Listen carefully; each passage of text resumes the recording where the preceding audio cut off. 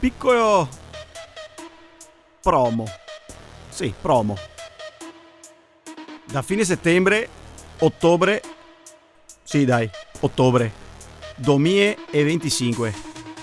Piccolo promo per dirvi che da settembre, più o meno verso la fine di settembre, arriverà qua su piattaforme digitali, Spotify per prima. Dai Aria! Era una vita che volevo fare un podcast e finalmente è idea e ammetto basso con voi altri.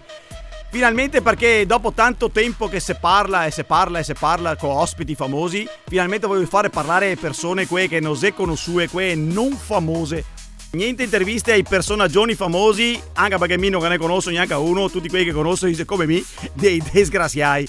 Quindi, due persone che verranno a parlarmi dei casi sui e dei suo robe, del suo lavoro, dei suoi hobby, dei suoi arti, dei suoi passatempi, di tutto quello che avrà voglia di parlare, però conducomi, quindi è domande che faccio moleste, con i quiz, con le complicazioni, con tutte le rubriche improbabili che ho avuto a mia testa per tanti anni e adesso ve metto basso.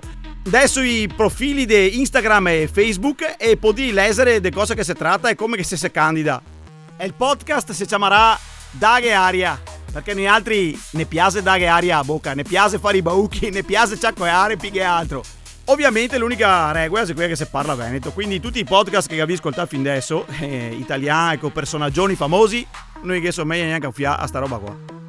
Naturalmente il bar è il nostro quartier generale, quindi e ciacque e faremo in bar, mi sposterò a me dove che meccia me e venirà fuori una figata perché si parlerà come che si magna. Dai Aria, dai che andiamo, pal 2025-26, abbiamo robe da contare ragazzi, che ne? Porca miseria se che ne.